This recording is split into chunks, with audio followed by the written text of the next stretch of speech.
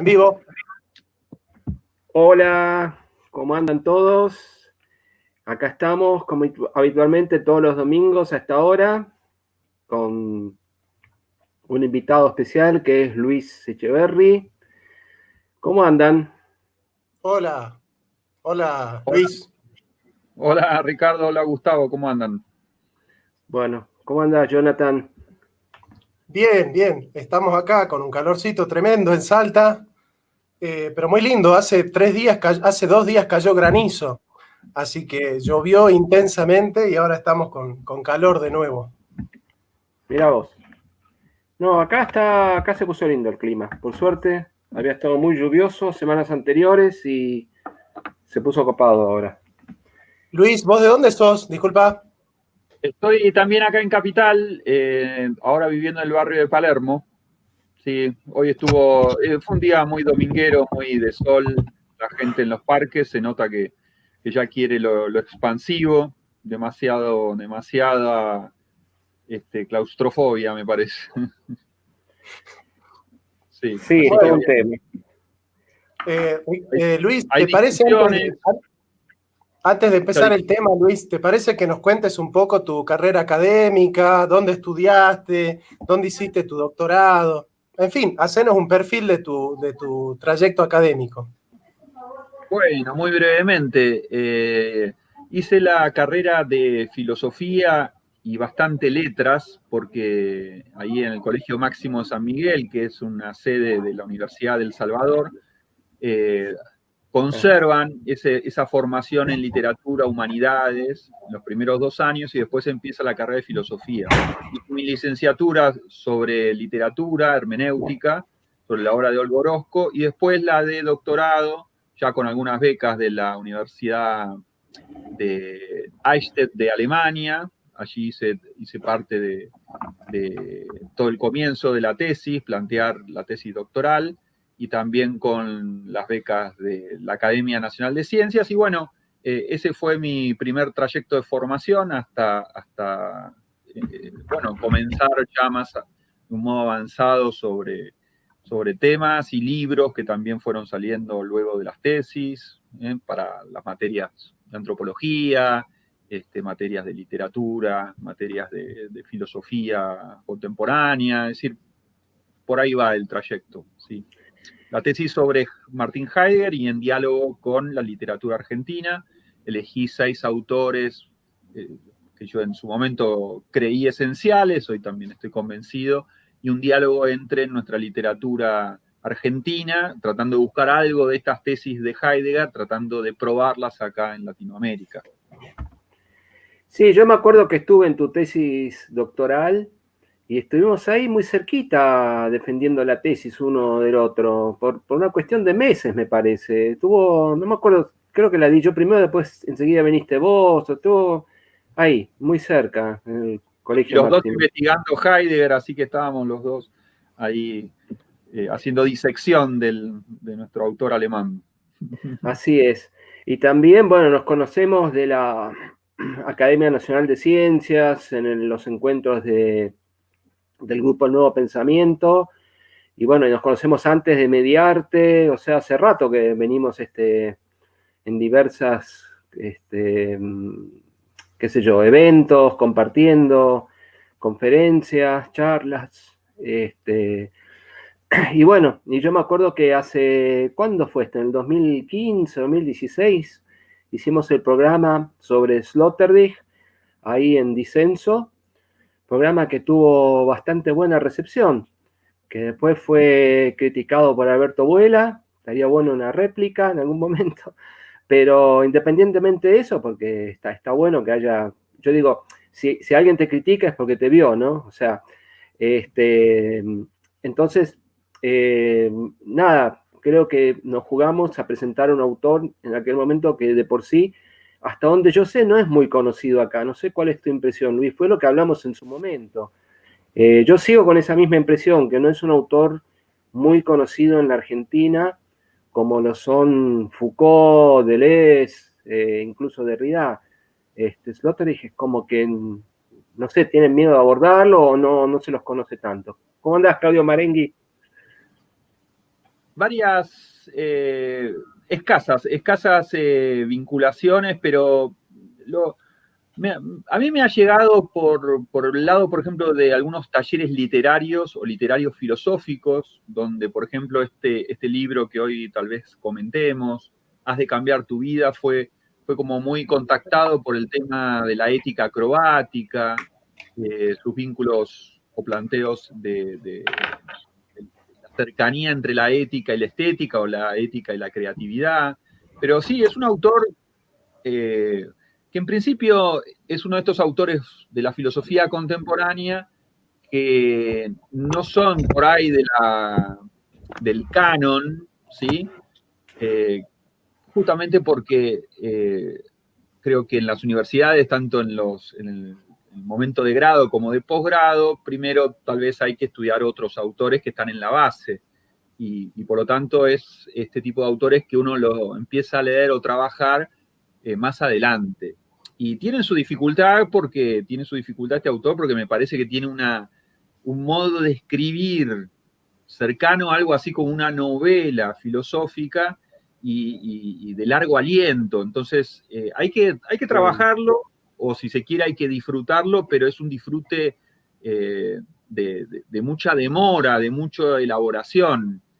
A mí me fascinó leerlo, o sea, en ese sentido, pero después no es fácil tampoco de asir, porque es como que hay que leer de pronto 400 páginas para un tomo, otros 400 para otro, otros 400 para otro, y para que uno se haga una visión de lo que el autor está poniendo en juego, tenés que realmente exigirte mucho. Y entonces, bueno, o sea, comparándolo con Byul-Chul Han, un autor que es más inmediatamente dado a la comprensión, este es un autor más exigente en ese sentido. Así que bueno, no es fácil.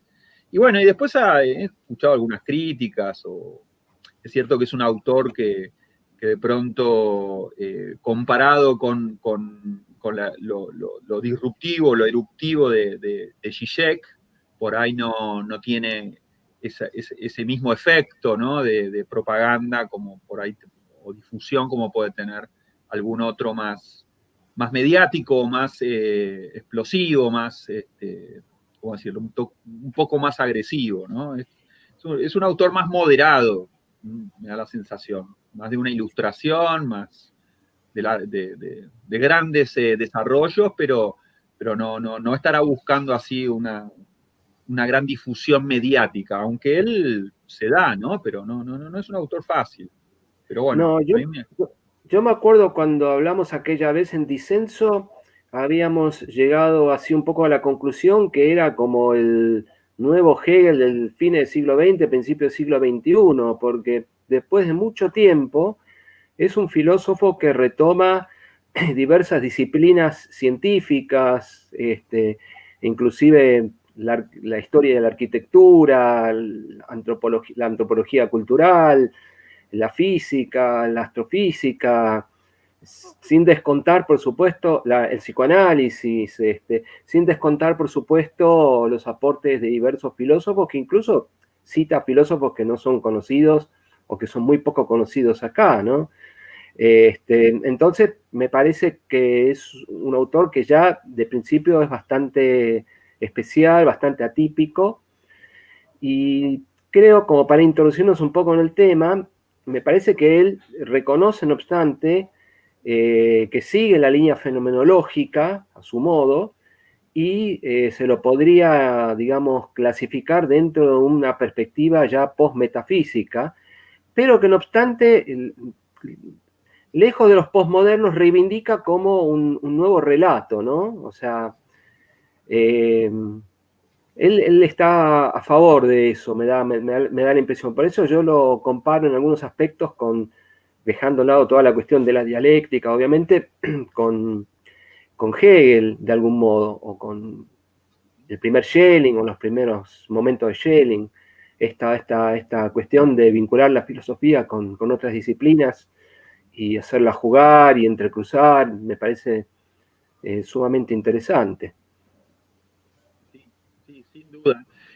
Sí, y por otro lado uno puede decir, no deja de ser también un autor muy clásico, porque, por ejemplo, en Haz de cambiar tu vida plantea prácticamente una ética Nicómaco, es decir, una ética que dice, bueno, tenemos que convertirnos y hacer algo con nosotros, que tomemos una forma, estemos en forma, encontremos formas de vida, nos habituemos a ella, nos ejercitemos, y eso es realmente tomar un hilo conductor que va desde los griegos y después alcanza a Nietzsche, pasa por Foucault, Heidegger y llega a nosotros, el cuidado de sí mismo como una ética del habitar, ¿no? Y no un habitar solamente individual, sino un habitar social, político, cultural, con grandes despliegues. Y en ese sentido me parece un autor muy generoso, aun cuando exige mucho o abre muchas series de elementos que podemos poner en juego en esa construcción de nosotros mismos en vínculo con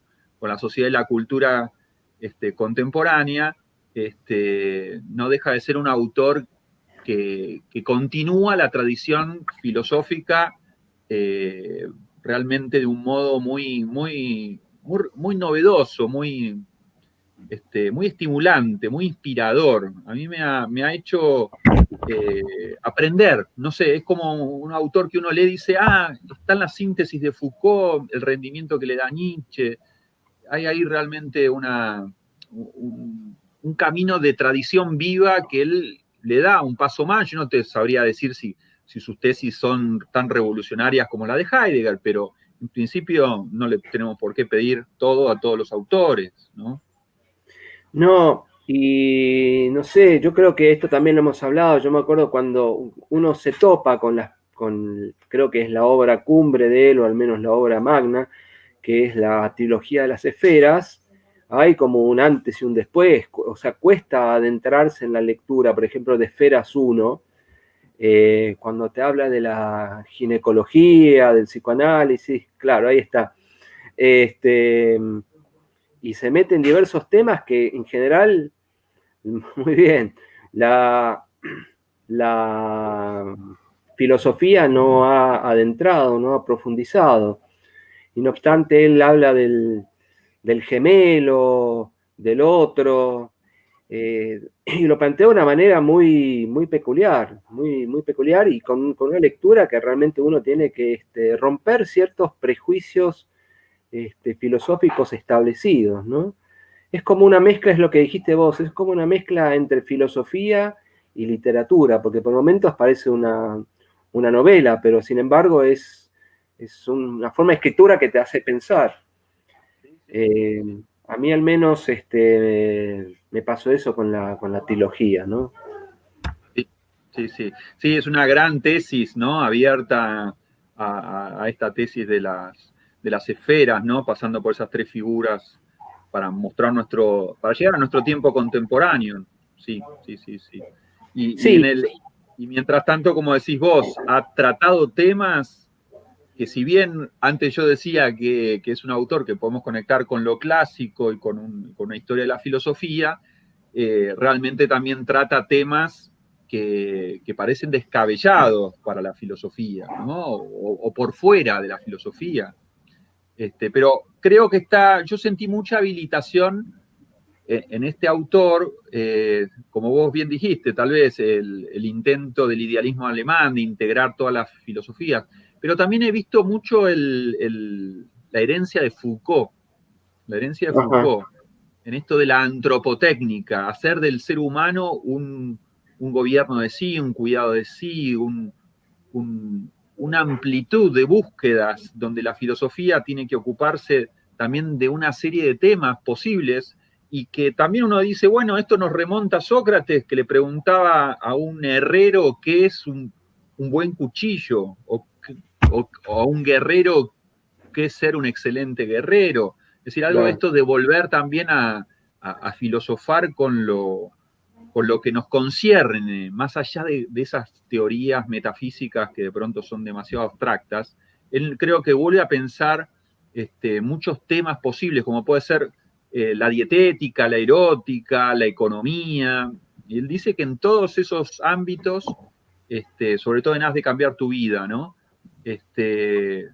nos debemos la posibilidad de filosofar y bueno, descubrir la experticia de esos campos del saber y de algún modo volvernos también sofistas, en el buen sentido de esa palabra, que es poder hablar de todos los temas tratando de buscarle el compromiso a cada campo del saber y no dejarlos encapsulados en las academias o en los ámbitos expertos o profesionales, y más bien abrirlos a todos los que se dediquen a pensar, ¿no?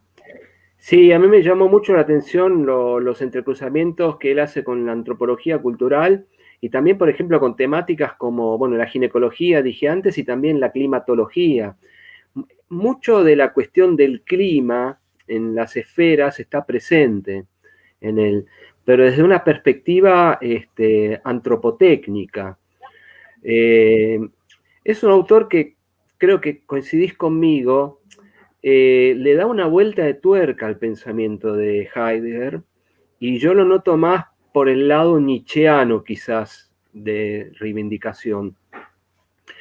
Lo veo más nietzscheano que heideggeriano. Hay un texto de él que, bueno, vos lo conocés, que es Sin Salvación, sobre Heidegger, donde critica algunas de las cuestiones fundamentales, lo tilda de criptocatólico, etc., pero a su vez también retoma temas de Heidegger como la cuestión del claro, de la Lichtung, y lo retrotrae incluso hasta los primeros hombres. O sea, me parece que ahí hay traza una línea de pensamiento sumamente interesante y le da una vuelta de tuerca a la cuestión de la técnica y de la antropotécnica. ¿Cómo lo relacionás vos esto, por ejemplo, con Haz de cambiar tu vida? Y te pregunto esto, porque acá me preguntaron recién cuál sería la novedad filosófica del autor. Creo que en parte ya lo estamos diciendo, pero ¿cuál sería para vos la relación de, digamos, de la cuestión de la técnica, tal como aparece en Esferas, este giro de tuerca que él hace con respecto a una visión más bien, no sé si apocalíptica, pero bastante, Heidegger no estaría de acuerdo, pero más pesimista en Heidegger, que él reivindica diciendo, bueno, esto de la antropotécnica y de las técnicas, incluso las técnicas de más avanzada, hacen a la esencia del humano, por decirlo de alguna manera, ¿no? Ya desde Esferas 1, 2 y 3, él apuesta por asumir que nuestro destino es la técnica, y no de un modo negativo, la técnica y la tecnología. Ya en Esferas, en la 1 o la 3, encontramos que él es un pensador de los espacios artificiales nuestros. O sea, que nuestra vida está construida en nuestro habitar por burbujas atmosféricas, burbujas de confort, burbujas donde suceden y son provocadoras y cuidadoras de determinados eventos, y eso es realmente me parece que él nos hace comprender que es un hallazgo y un cultivo que ha hecho los 2.500, o si se quiere, los 30.000 años del Homo sapiens. Pero sobre todo en los últimos 200 o 300 años que se ha acelerado a este modo. Pero recalco esto, es alguien que no va a vivir criticando el mundo en que vivimos, sino que en eso él es un optimista. Y por lo tanto también él dice, nos toca una tarea que es seguir en esta construcción. Después se puede poner en debate hasta dónde o a quién apela y de qué modo apela para una posible construcción, si solo piensa en europeos ya ilustrados o piensa para todo un mundo esto posible, si es demasiado eurocéntrico o realmente está abierto a una mirada más amplia sobre el planeta o todos los habitantes del planeta, pero creo yo que nos devuelve una apuesta que es volver a construir cada uno y en sociedad que somos. Por eso la antropotécnica creo que es asumir que tenemos que hacer un arte de nuestras vidas. Es decir, tenemos que construirnos en el sentido no de asumirnos como dados, informes, sino buscarle forma a nuestras vidas por medio de ejercicios, por medio de vocaciones, por medio de artesanías o los que nos toque, lo que descubramos y lo que queramos hacer de nosotros, pero comprender que ese hacer nos va a convertir en hombres, en el sentido de seres humanos que tengan una forma múltiple, si se quiere, muy plástica, muy dinámica, con mucha multiplicidad, como se nos exige en esta época. Pero esta invitación a ser humanos, pero devenir humanos y construirnos como humanos, como una tarea, como algo que requiere una práctica, ¿sí? Aprender nuevamente a escribir o aprender a escribir con todos estos medios que hoy tenemos. Este año tuvimos una gran exigencia de antropotécnica. Sí, este año fue realmente una intensificación de nuestras potencias, más allá de si tuvimos o no medios para disponer, ¿no? Pero en principio se nos exigió mucho en este modo de habitar y a aprender a descubrir potencias y recursos personales de convivencia, de soledad, de confinamiento, y realmente para quienes hayan logrado descubrir esos hilos para darle sentido cotidiano a nuestras vidas en estos encierros que hemos tenido, me parece que habernos dado esa oportunidad de cultivar nuestras lecturas, nuestros estudios, nuestros modos de hacer las cosas, creo que fue un gran laboratorio este año. Y creo que a mí me hizo pensar en esto de, bueno, ¿cómo lo habrán vivido las personas a este confinamiento? ¿Habrán tenido de dónde sostenerse más allá de mirar pasivamente todo el día Netflix? ¿Habrán tenido algo de dónde sostenerse en esta técnica de sí mismo y de vínculo con los otros, como para hacer de este habitar que de pronto era tan, ahora está un poco más abierto todo, ¿no? Pero en principio que fue tan exigente. Y bueno, a mí me parece que en ese sentido la invitación a hacer ejercicios, en el sentido de ejercicios múltiples, que hagan que la vida empiece a tener sentido y tenga buenos sentidos creativos, sentidos vinculares, sentidos, bueno, múltiples, que creo que esto nuevamente, los grandes maestros y maestrías de la humanidad en todas las épocas lo han ofrecido. Las escuelas helenísticas, las escuelas religiosas, digo, del medioevo, en las diferentes artes que se abrieron en la modernidad, seculares o religiosas, es decir, todo eso siempre es esto de, bueno, ¿qué podemos hacer para que nuestra vida tenga sentido y se entrame individual y socialmente? Así que yo realmente esto de la técnica de sí mismo, Foucaultiana, ¿no? Esta ética a decir, bueno, tenemos que darle forma a nuestras vidas, porque si no, la forma nos la dan los otros o una cultura alienada. Claro, tenemos que reinventarnos constantemente, recrearnos, diría yo, el término. Ahora, a mí, por ejemplo, esto de la pandemia está muy bueno lo que trae, es porque a mí me vino muy al pensamiento todo lo que leí de él, sobre todo en esta pandemia el tema de la inmunología, ¿no? Y la inmunidad, que él trabaja mucho en esferas, ¿no?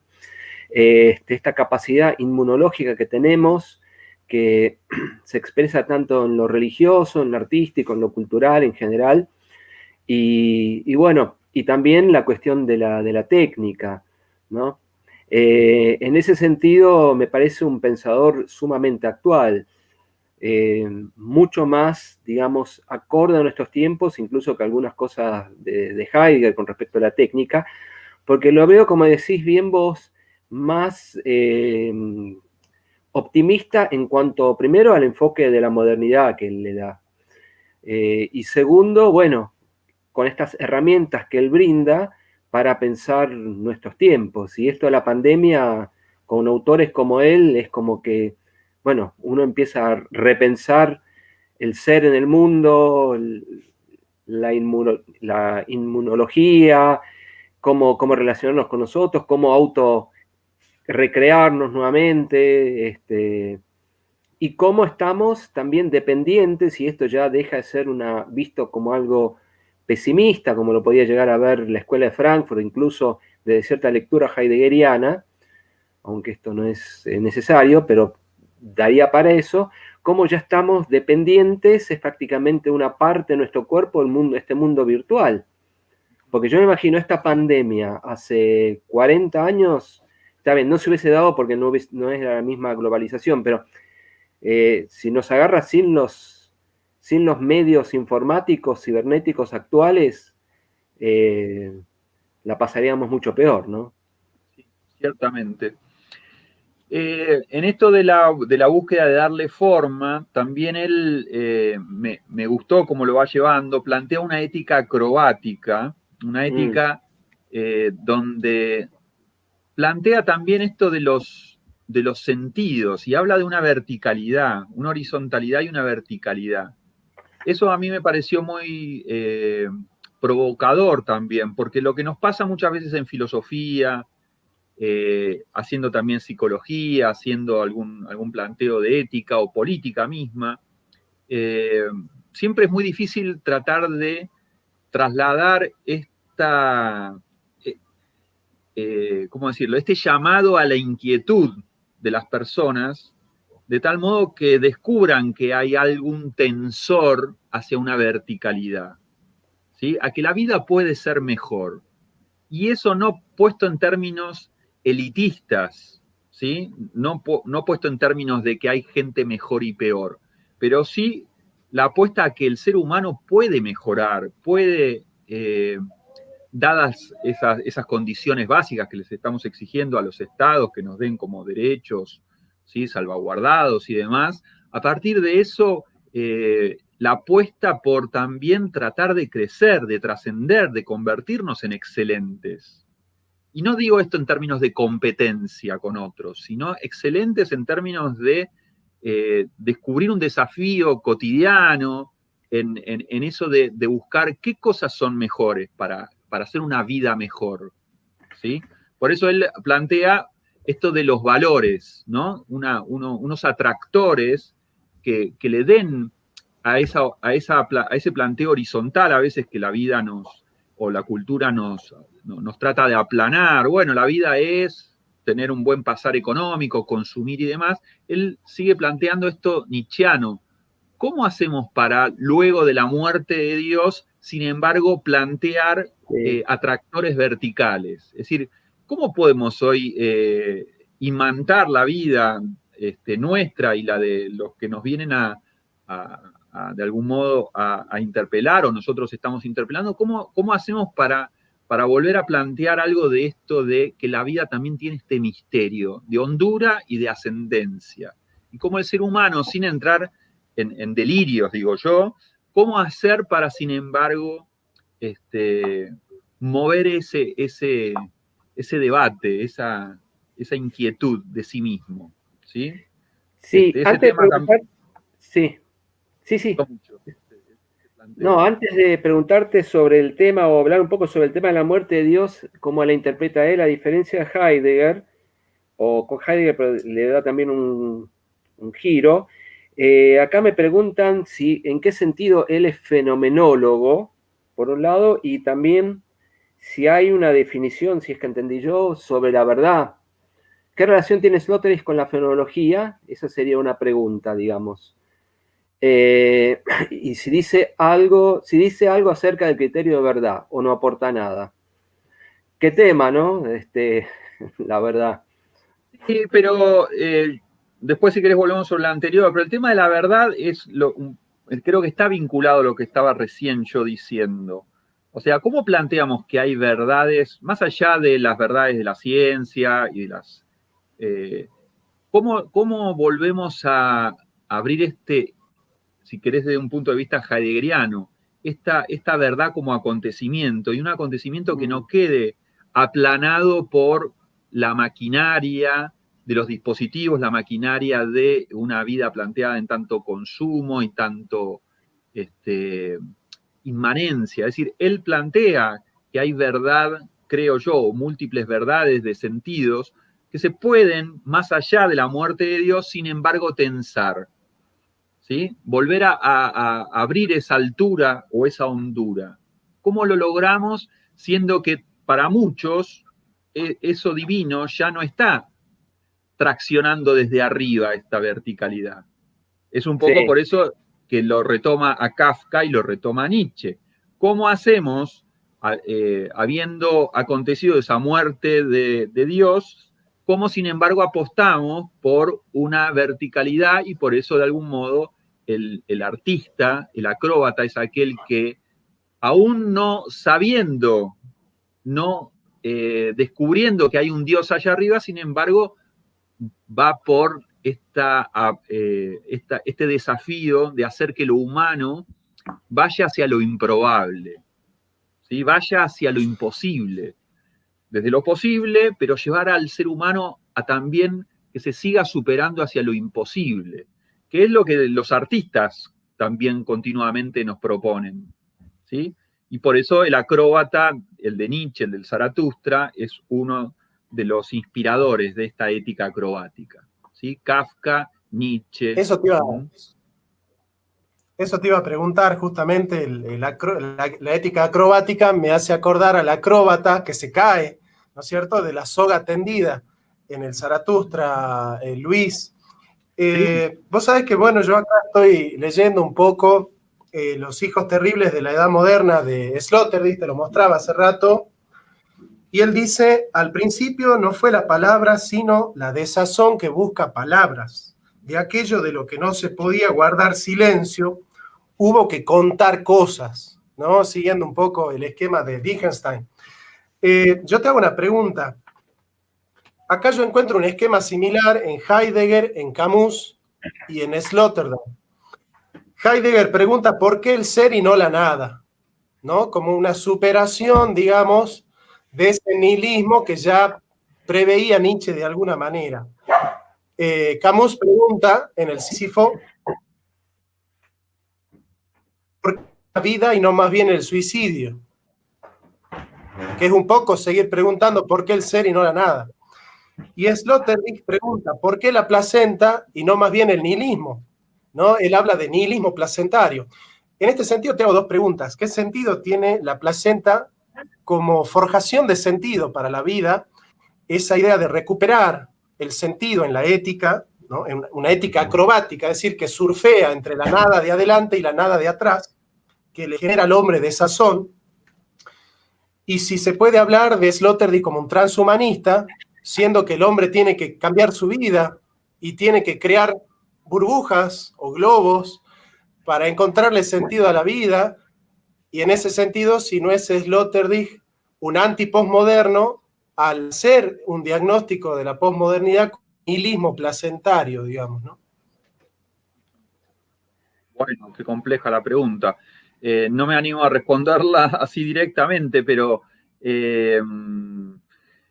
mirá, yo lo que comprendo del haber asumido la muerte de Dios, en tanto que ya no hay, no comanda el sentido de la existencia las grandes iglesias, ¿sí? Las iglesias del mundo. Igual es un tema que por ahí domina mejor Ricardo, las grandes religiones. Desde el lugar filosófico, para él creo que su apuesta de la ética acrobática es un poco la que también planteaba Nietzsche y Camus. ¿Cuál es esa? Más allá de que haya o no ahí arriba, ¿sí?, los dioses, más allá de eso, vos recién lo citabas, el acróbata camina hacia arriba y Zaratustra, cuando se cae y se rompe el alma, le dice, le hace un homenaje, le dice, a pesar de que esta es tu tarea y que has fracasado, sin embargo, como también lo dice después Camus, este obrar absurdo es el que da posibilidades de los sentidos abiertos por la obra. Y entonces, volviendo a esto, no hay garantías hoy. Hoy no, en lo postmetafísico justamente lo que se nos ha desfondado son los fundamentos y las garantías institucionales, metafísicas, teológicas de esa especie de contención que nos podía dar ese gran otro que es ese Dios.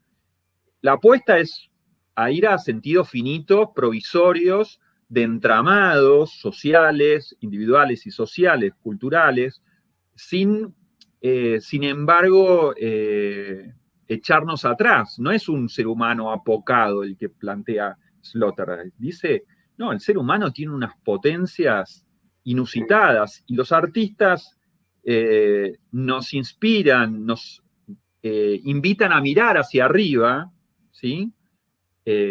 Como esa posibilidad de decir, bueno, el ser humano puede. O sea, hay una potencia en el ser humano, al estilo Spinoza, y que cada uno de nosotros y juntos podemos investigar, podemos propulsar. Así que más allá de ese nihilismo, es una apuesta, es un poco al estilo nietzscheano, es una apuesta, es la apuesta del azar, del juego, del arte. En ese sentido, no le veo en el núcleo no le veo una tesis diferente, sino que la despliega esa tesis. O sea, en nuestro mundo con todos nuestros recursos. Como veníamos diciendo, tenemos hoy como seres contemporáneos y los que logramos disponer por tener los privilegios, en el sentido de haberlos, de vivir en ciudades, de tener los medios que tenemos y demás, bueno, hay un posible despliegue realmente de nuestras vidas con alta calidad, y él lo reconoce a eso. Sigue para mí habiendo, y lo tenemos todos, la deuda de incluir la mayor parte de habitantes de nuestros países, de nuestras ciudades, a estos logros de nuestra cultura, ¿sí? En ese sentido, bueno, no es lo mismo hablar desde Europa que hablar desde otros continentes. Pero bueno, no es algo que este autor pueda, ese último punto pueda convertirse en bandera de este autor, ¿sí? Pero sí, la apuesta creativa. Él es deudor indudablemente del pensamiento de Nietzsche, Husserl y sobre todo también Heidegger. ¿Lo ves como un fenomenólogo o él usa la palabra? Porque él en algún momento, creo que en Esferas 3 y posiblemente en otros textos también, porque yo recuerdo ahora bien en Esferas 3, él dice que sigue la línea fenomenológica, que se autodescribe como un fenomenólogo. ¿Lo ves vos dentro de esa línea fenomenológica? ¿O más bien eso es digamos, una estrategia que él utiliza o algún tipo de cliché, digamos? ¿Cómo describiría su línea de pensamiento? ¿Estaría dentro de la línea fenomenológica o ya sería un post-fenomenólogo, digamos, por decirlo de alguna manera? Mira, me cuesta verlo desde el punto de vista de la fenomenología de Husserl, ¿no? Así tan estricta, porque a los fenómenos tan complejos que él se abre, me parece que sirve más bien aproximarlo al injerto que propone Ricoeur entre la fenomenología y la hermenéutica. Es decir, mientras la fenomenología abre el fenómeno y lo deja aparecer, necesariamente desde esta apuesta de la narrativa hay que articular esos sentidos abiertos por el fenómeno y la complejidad de fenómenos. Entonces, no queda para mí solo en una descripción del fenómeno. Él hace para mí hermenéutica, es decir, hace apuestas interpretativas con tesis fuertes. Sus valores uno los puede encontrar, los valores de la Ilustración, los valores de un cierto liberalismo o capitalismo, están ahí.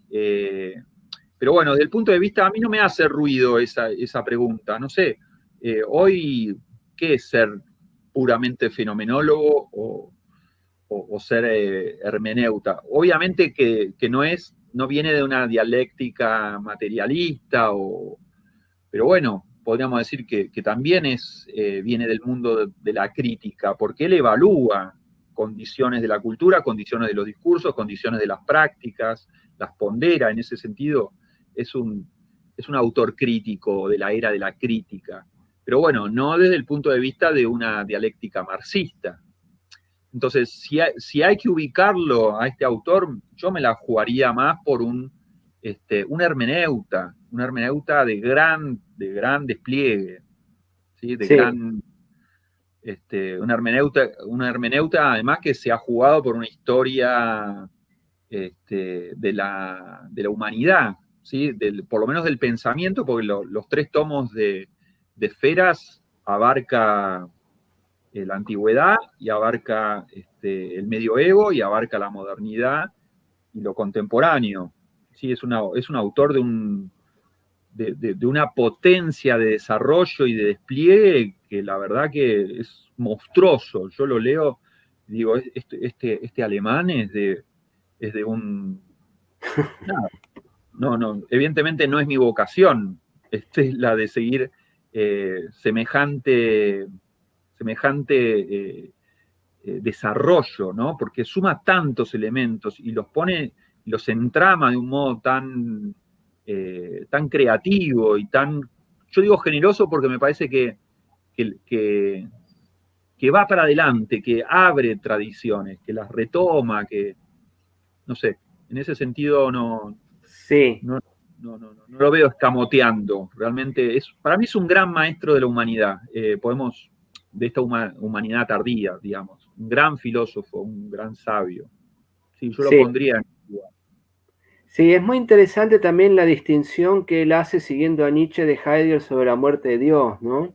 Sobre de que la muerte de Dios es la esfera 1 ha implosionado, Dios ha muerto.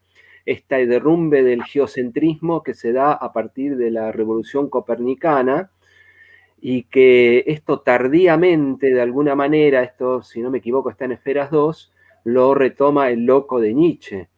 Dios ha muerto, nosotros lo hemos matado, ¿quién ha sacado la tierra de su sol? Bueno, etc.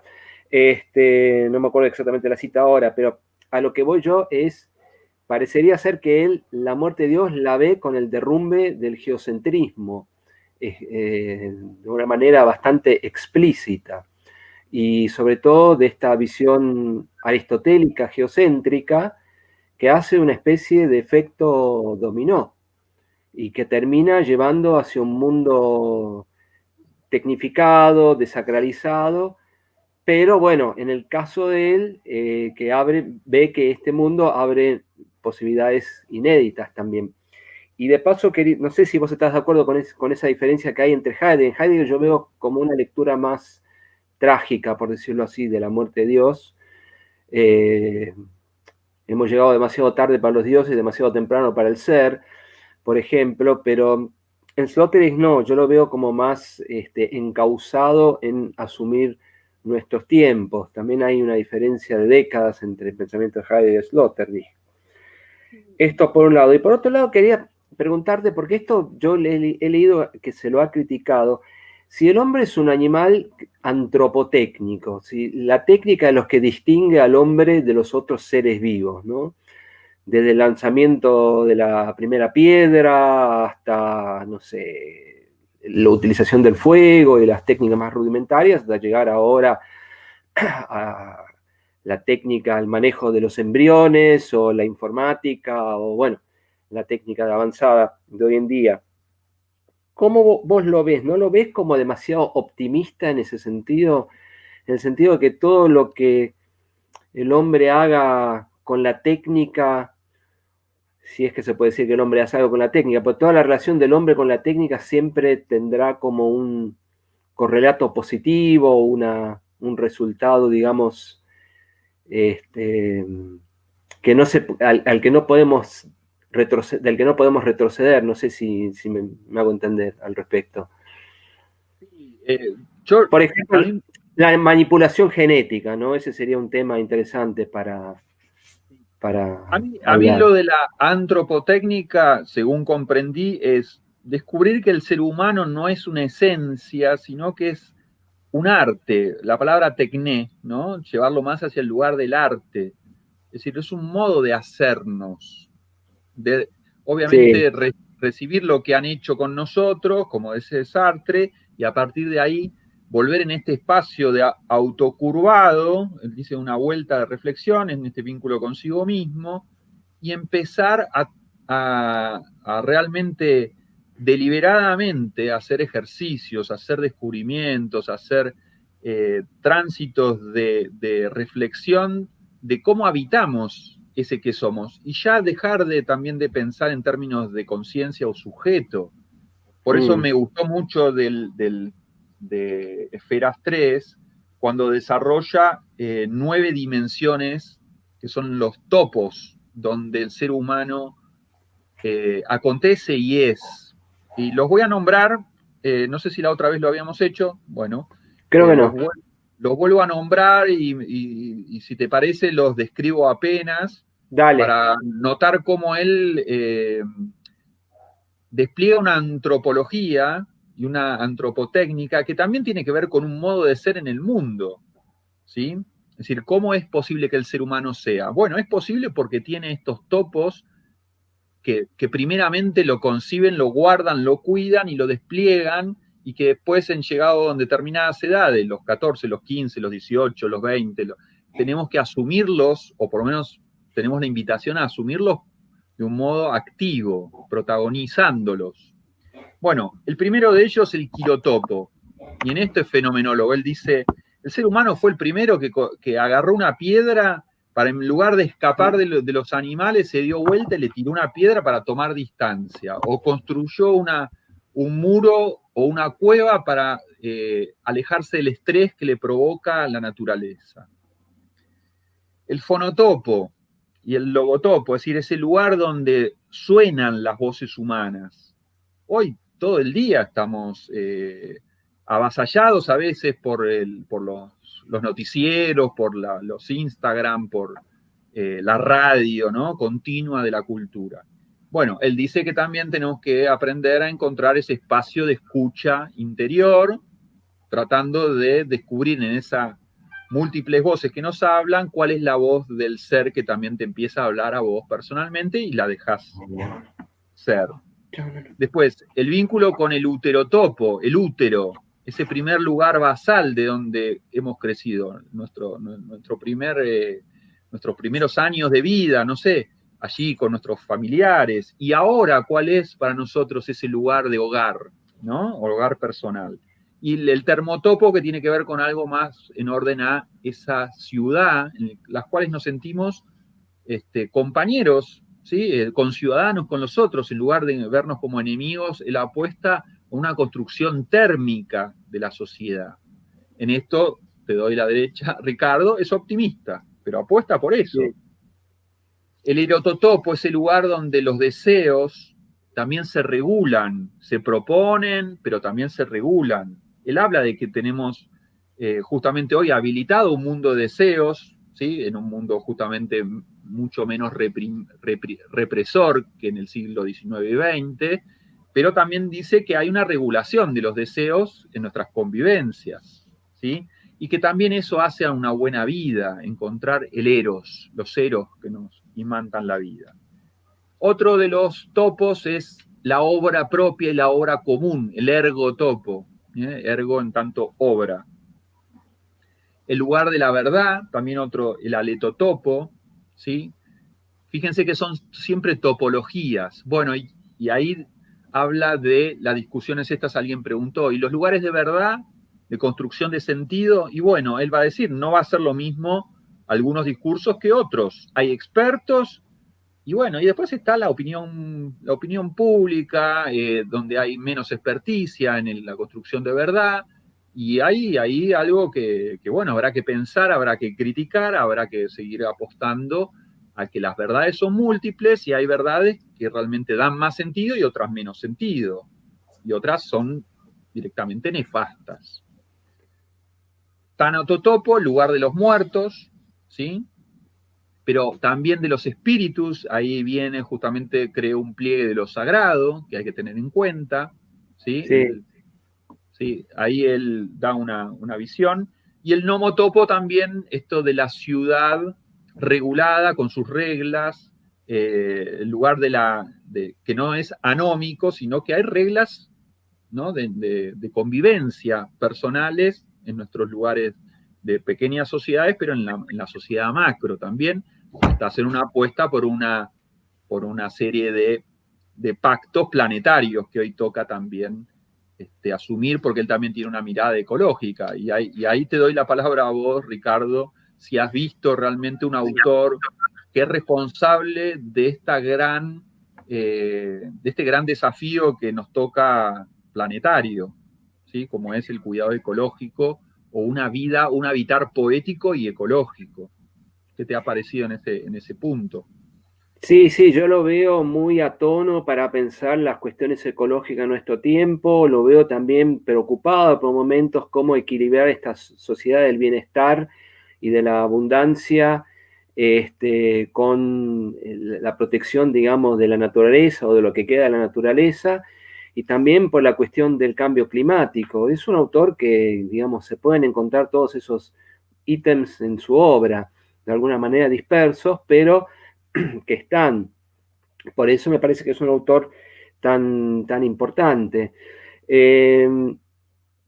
Acá están preguntando si se puede desarrollar la diferencia entre espumas, burbujas y globos. ¿Cuál sería la diferencia?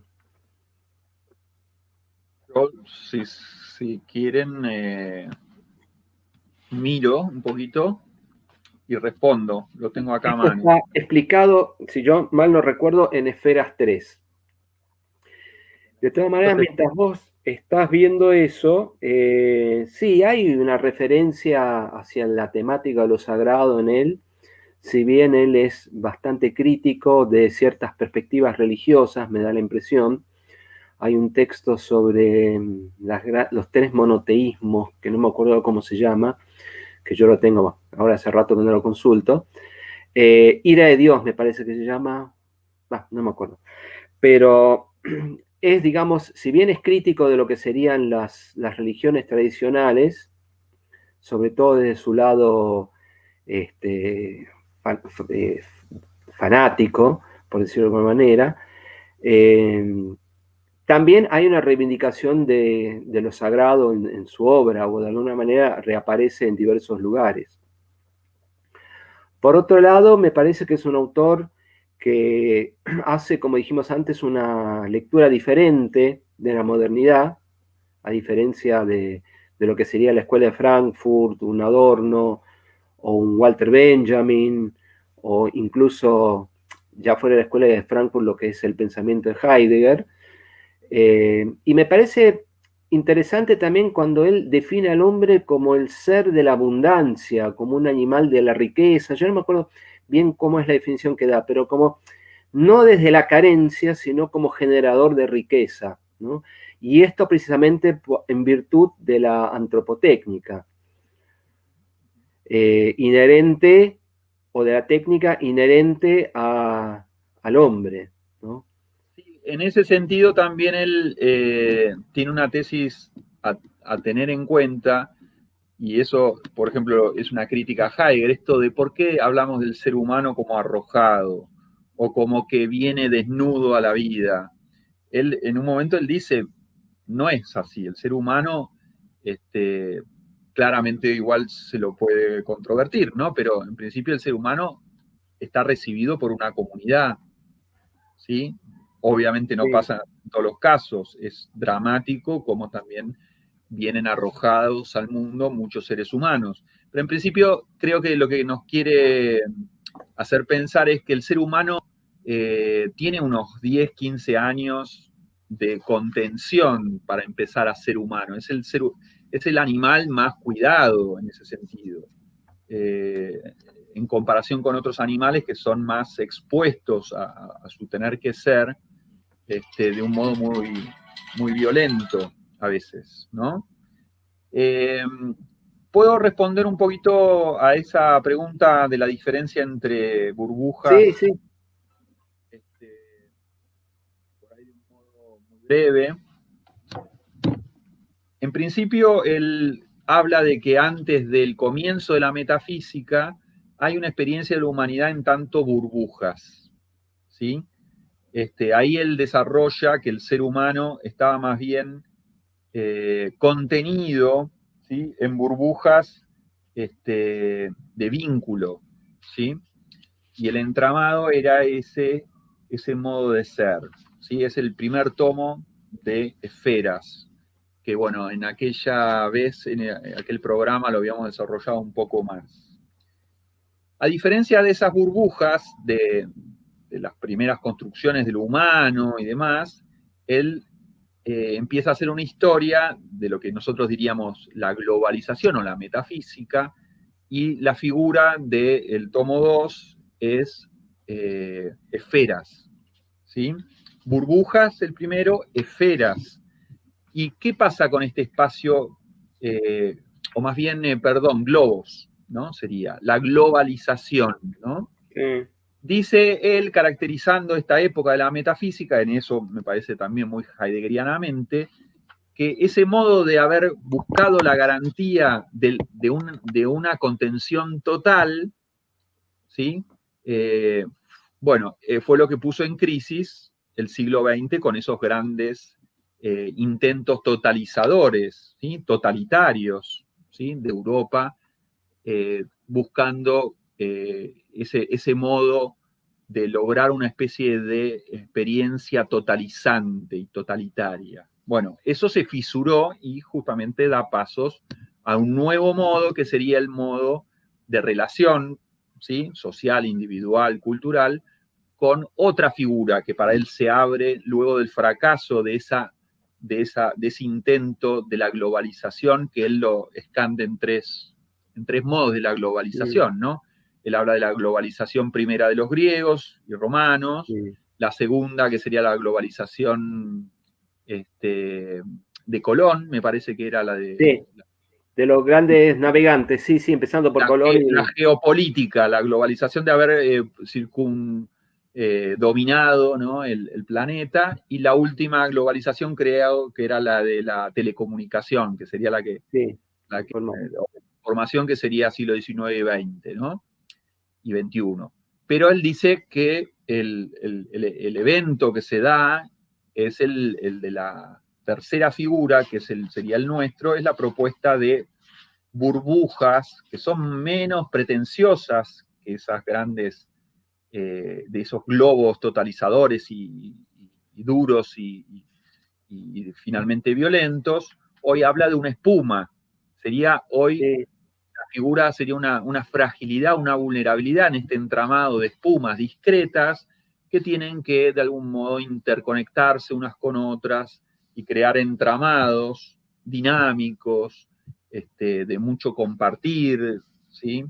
Es una propuesta, obviamente, ética, política de él, me parece, descriptiva, pero a la vez es una propuesta. No sé cómo lo ves vos, Ricardo, pero no es algo que sea hoy dado en todo el planeta, pero es una apuesta, si se quiere, utópica, de un modo de vivir no metafísico, ¿sí?, no totalitario. Sí, totalmente de acuerdo. No, aparte, insisto mucho en esto, él asume el mundo globalizado, tecnocientífico, informático actual en el que nos movemos, piensa a partir del mismo y ve cuáles son sus posibilidades. Y ve como, no sé si es correcto el término, pero como micro posibilidades, digamos, a partir de estas espumas que son siempre frágiles, ¿no? Es decir, son como proyectos de vida siempre muy frágiles, pero que requieren de una creatividad inusitada, porque no hay, digamos, muerto Dios, podemos asumir cierta religiosidad, pero, digamos, no es lo mismo un discurso unívoco que nos viene impuesto de alguna manera, ya sea dado por tradición o por lo que fuere, que, digamos, hoy en día hacer un proyecto personal que es siempre compartido, ¿no? Esto también es una cosa importante. Él toma de Heidegger, por eso yo creo que está fuera de toda filosofía del sujeto, él toma siempre la idea de Heidegger de que la existencia es siempre coexistencia, es decir, somos con los demás. En ese sentido, las espumas serían estos proyectos ya en un mundo tecnologizado, informatizado, frágiles que intentan de alguna manera responder al deseo e ir vinculándose entre sí. Hay también una fuerte apuesta a la democracia, me parece, en ese sentido, y a la generación de riqueza, digamos, en un sentido muy, muy amplio del término, ¿no? No me refiero solamente a riqueza monetaria, sino a riqueza en un sentido de creatividad, que obviamente también entra en lo económico. ¿Vos lo definirías? Perdón, no sé si Jonathan quiere decir algo. Un aporte es muy bueno. No, si podía hacer un aporte a eso que dijiste y que dijo Luis, que me pareció muy, muy bueno, muy interesante.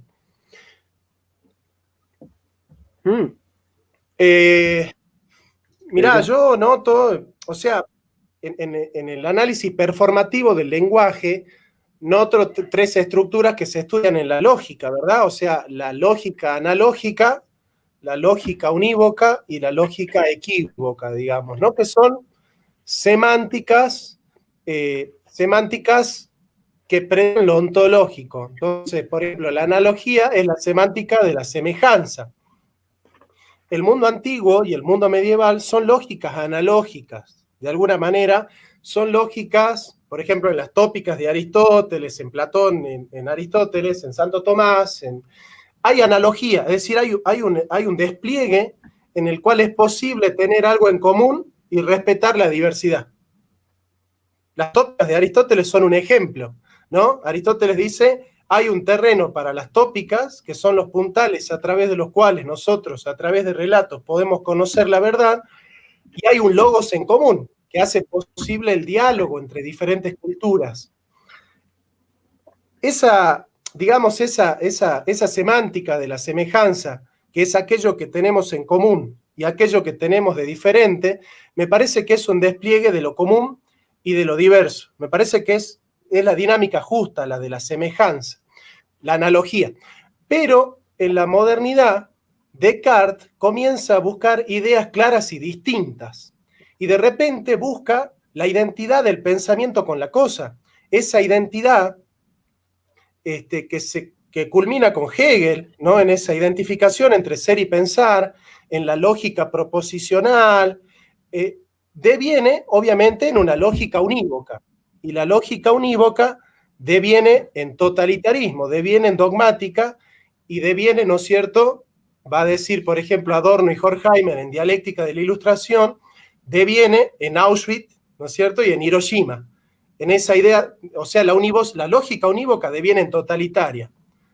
Porque, digamos, si la verdad es lo que decimos nosotros, si la verdad está identificada con un modo de ser, con una cultura, con una lógica de hacer ciencia, efectivamente todo aquello que no se identifique, que no participe, que no se corresponda con esa lógica, queda fuera de la vida y genera los totalitarismos. Como reacción a la lógica unívoca, a esa identidad del pensamiento con la cosa, a esa lógica proposicional, a la diosa razón, se despierta en la posmodernidad un pensamiento débil. Es decir, el pensamiento débil que le dice a la diosa razón, pará, si vos sos una razón diosa, generás la univocidad que deviene en totalitarismo, en dogmatismo, en autoritarismo. Necesitamos una razón más débil.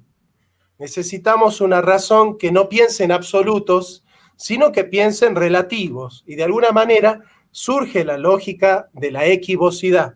La equivocidad, si la analogía es la semántica de la semejanza y la univocidad es la semántica de la identidad, la equivocidad es la semántica de la diferencia. Nosotros vivimos en la época de la exaltación de las diferencias. Para nosotros, la democracia es el respeto a la diversidad, es el respeto a las diferencias, digamos. Para nosotros la democracia no es lo que sostenía Fukuyama, que había triunfado el liberalismo y que ese liberalismo se totalizaba. Hay un cambio en la concepción de la democracia y de las diversidades. Ahora, yo tomando este esquema, te pregunto Luis y te pregunto Ricardo, porque en realidad vos, Ricardo, sabes mucho de esto también, si este itinerario de burbujas a globos y de globos a espumas no se corresponde, digamos, con este itinerario de la analogía, que es una especie de burbuja, digamos, es un circo, tipo, es un etos, es una morada, es un parque, es una norma para un parque humano, pero que de alguna manera puede convivir con otros, ¿no? Esa es la analogía, la semejanza. Vos y yo somos semejantes, somos en parte iguales y en parte diferentes.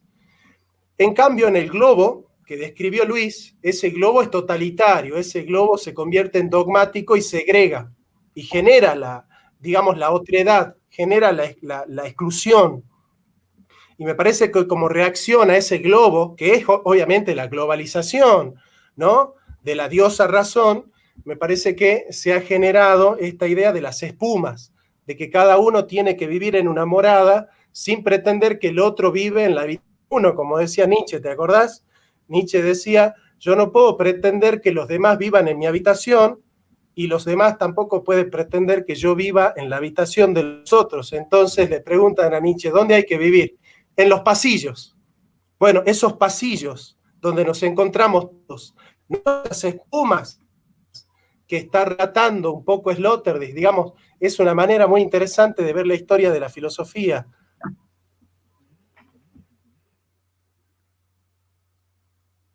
Bueno, no sé si se escucha ahí, se cortó. No, se escucha. Muy bueno, sí, creo que hiciste un muy buen recuento de esos tres momentos. Sí, es en esta de la lógica, ¿no? Y esos tres modos de concebir la lógica, hasta esa equívoca, que me parece que corresponde más a nuestra época. Porque es más hospitalaria de la diferencia, ciertamente, con menos pretensión de univocidad.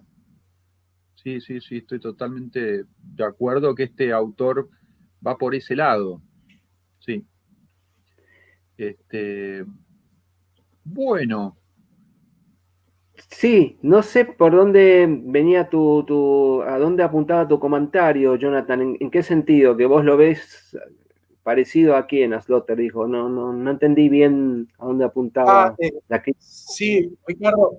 No, o sea, yo hago una historia de la filosofía desde el punto de vista de la lógica, ¿no es cierto? Y de la predicabilidad que tiene la ontología. Si nosotros, por ejemplo, en ontología, suponemos que somos semejantes, hay un espacio para algo en común. Porque Sloterdijk, en Normas para el Parque Humano, dice, ojo que este nihilismo placentario no nos va a permitir crear un etos en común, por ejemplo, para los derechos humanos. O sea, esta idea, ¿no es cierto?, de que los derechos humanos son universales, necesita cierta norma, necesita cierta cohesión, necesita un tema en común. O sea, Sloterdijk no es posmoderno, Sloterdijk no es relativista, Sloterdijk no es nihilista, porque él advierte el peligro de que nosotros necesitamos convivir, necesitamos hacer un consenso. En ese sentido es un poco discípulo de la escuela de Frankfurt, ¿no es cierto? Él no es de la teoría del disenso, no es de la teoría del conflicto, sino de la teoría del consenso. Bueno, tenemos que consensuar, crear normas para el parque humano. Estas normas para el parque humano no pueden ser totalitarias, no pueden ser dogmáticas, no pueden ser segregacionistas, pero sin embargo tienen que construir un terreno en común. Tiene que haber en la política, en la cohesión social y en la cohesión global, siguiendo el ejemplo de Luis de este globo en el que nosotros tenemos que habitar, que son los derechos humanos, tiene que haber algo en común. No puede surgir un loco en 1933 en Alemania y decir, bueno, para nosotros los judíos no son seres humanos. No puede surgir eso. Tenemos que tener algo en común, ciertos valores, ciertos respetos a la vida, ciertos respetos a la libertad, a la autodeterminación. Bueno, son principios que de alguna manera están consensuados para Sloterdijk, ¿no es cierto? Y él no está dispuesto a renunciar a esto. Yo les decía entonces que me parece que la analogía es una lógica de la semejanza en la que nosotros podemos convivir en espumas. La espuma es una manera de habitar el mundo en la cual el otro tiene su lugar, el otro cabe en la espuma. En el globo, el otro no cabe. O sea, en el globo que nos relataba hace rato Luis, el otro no tiene lugar. En el globo, el otro queda fuera. Y me parece que esa univocidad Si no que se devino en totalitarismo... Sí.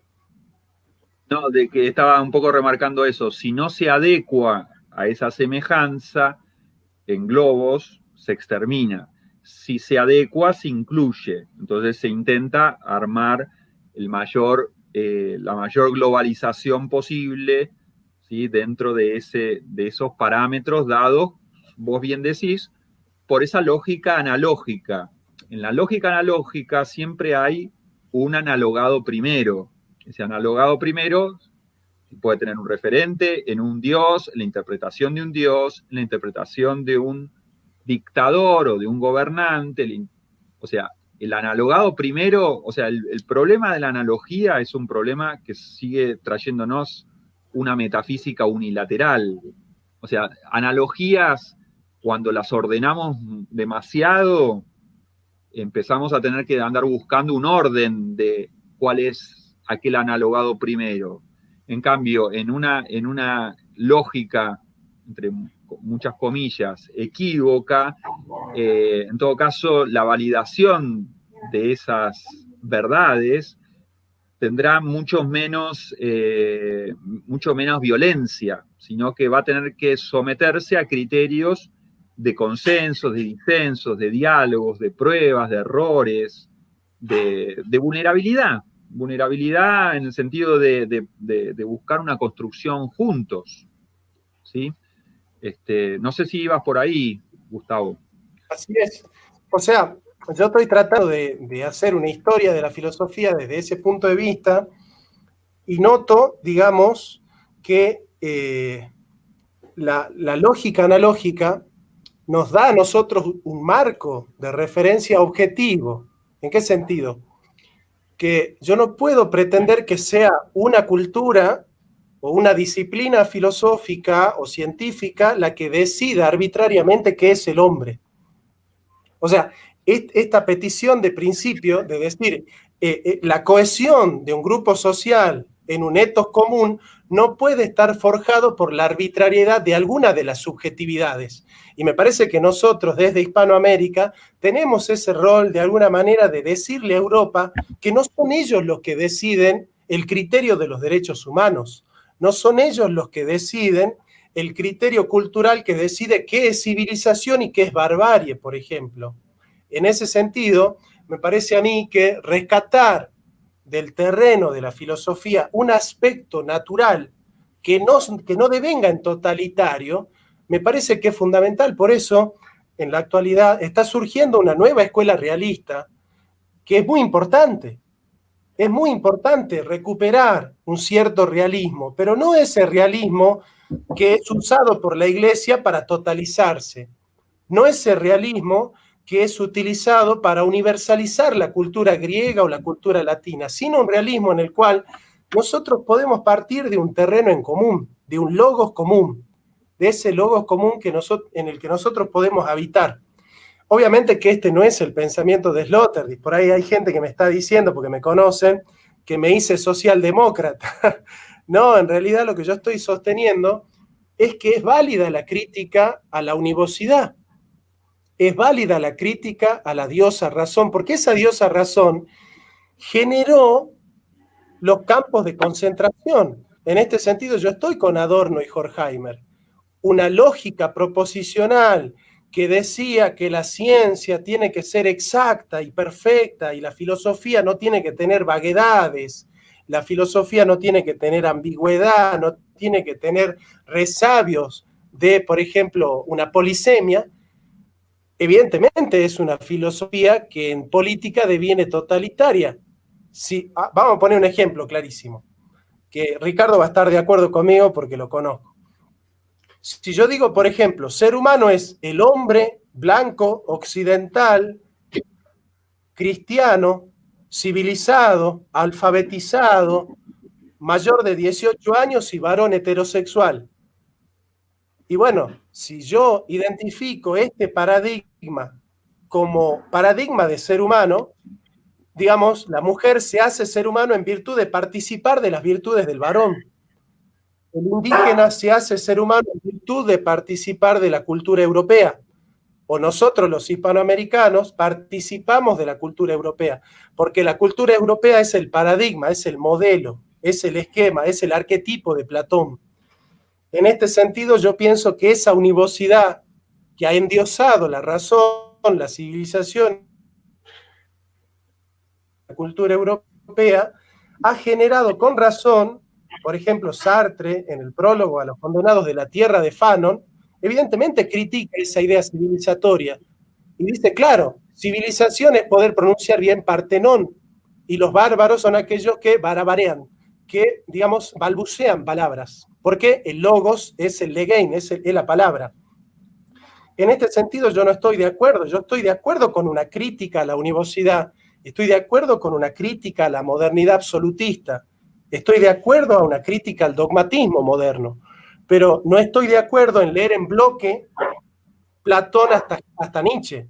Esa historia que va desde Platón hasta Nietzsche en bloque, no estoy de acuerdo, porque me parece que entre la analogía y la univocidad hay una diferencia cualitativa, que bueno, evidentemente hay un analogado principal que puede totalizarse, como dice Luis, y es un problema filosófico de primer grado, advertir que el analogado principal puede devenir enuoco. ¿Y cómo hacemos entonces una analogía en la cual nosotros podamos crear espumas para poder vivir? Bueno, yo creo que este es un desafío ético y filosófico de primer orden, pero me permitía, digamos, abordar las burbujas y las espumas de Sloterdijk desde este punto de vista de la lógica. Ricardo. Sí, no sé, Luis, vos qué querés decir al respecto. Lo escucho. Sí, perdóname. Yo no encuentro esos problemas en Sloterdijk, digamos, de un discurso totalitario. Sí encuentro, digamos, la crítica, entre comillas, que se le podría hacer es que quizás él no, digamos, aborda los modos de vida o las culturas de los países periféricos, pero de alguna manera está dando por sobreentendido que esta globalización, como su palabra lo indica, no se engloba a todos, o sea, valga la redundancia. Es decir, todos ya estamos metidos en el mismo baile. Acá no hay un poder, ya no hay un otro, como pensaba la filosofía de la liberación, no sé, en los años 70, de un otro que es diferente a la mismidad occidental. Acá ya es una unidad, o son las diferencias dentro de la unidad, no sé si lo ves vos así, Luis. Y sobre todo teniendo en cuenta este mundo tecnologizado por la informática. Es decir, obviamente que hay diferencias políticas, culturales y económicas, pero lo que nos une por primera vez a un nivel inaudito, y por esto es posible esta pandemia, tal como se expandió a la velocidad que lo hizo, es precisamente que hoy en día más que nunca estamos todos de alguna manera ya interconectados. Entonces, sí, teniendo en cuenta las diferencias lingüísticas, culturales, morales, si se quiere decir de alguna manera, todo eso está muy bien, pero lo que está diciendo Sloterdijk es precisamente, bueno, hagamos filosofía o abordemos un tipo de pensamiento a partir de esta globalización, a partir de considerar el hombre como un ser antropotécnico. En ese sentido, las espumas son frágiles, porque todo proyecto humano ya no tiene una garantía, tal como lo establecía el pensamiento ontoteológico, siguiendo a Heidegger, o metafísico, que partía de un garante primero. Cuando digo garante primero no me refiero solamente a la religión, sino también el positivismo, también donde ponía la diosa razón de la ciencia, sobre todo Comte, que seguía el método de la física.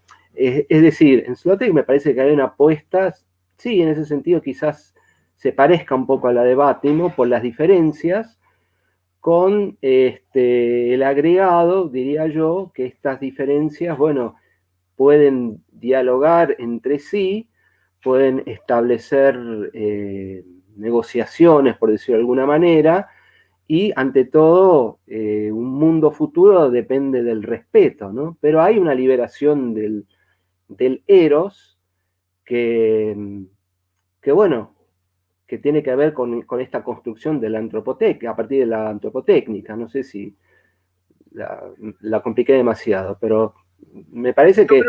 Yo creo que son estos debates en Sloterdijk ya están dados. Están dados también en la filosofía contemporánea. No es un autor que se va a detener tanto en esto, sino que ya lo va a asumir tal cual lo dijo Gustavo, en una interlógica, en esto él ha hecho desde el comienzo se ve que lo ha hecho, ya está transitando esto. Ya no son problemas que él se va a plantear, porque ya se los planteó Nietzsche y Heidegger, y en todo caso avanza sobre ello. Desde el punto de vista mío personal, ya para mí, si bien son interesantes estos debates, al interior de estas burbujas, me interesa mucho más, no sé, entrarle a estos temas, porque los que hacemos filosofía andamos siempre en estas construcciones teóricas demasiado académicas, y están bien hacerlas como para de algún modo ponernos un marco, pero para mí hay unos riesgos que toman algunos de estos autores de meterse al interior de estos problemas, que ahora uso esta palabra, ¿no? De estas burbujas. Para eso, no sé qué tiempo tenemos, pero podría enumerar un poco estos objetos a los cuales hoy podríamos abocarnos si empezamos a salir un poco de los cánones de nuestras academias y de nuestros, ¿cómo decirlo?, nuestros programas que son de grado, que son los que nos ponen un poco en este campo, pero que también no queda otra que, por lo menos para los que nos sentimos desafiados, explorar caminos inusitados, inéditos, ¿sí?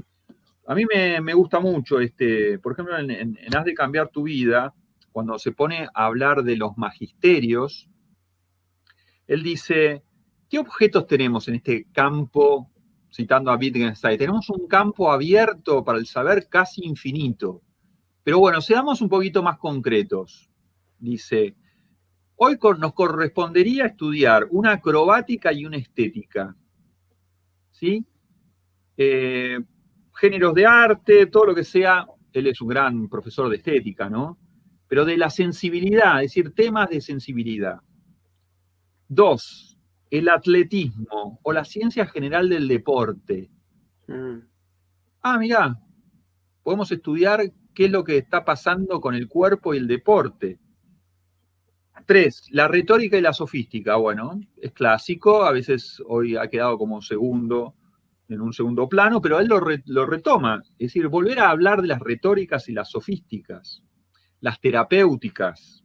4º lugar, las terapéuticas, que hoy a veces incluso nos han dejado un poco eclipsados a los que hacemos filosofía. Pero él dice acá, las terapéuticas es algo que como tradición nosotros también en filosofía tenemos. Pero pensar ahí, una epistémica, una teoría general de las profesiones, ¿sí? Acá no hay jerarquías de que la filosofía es la mejor, no.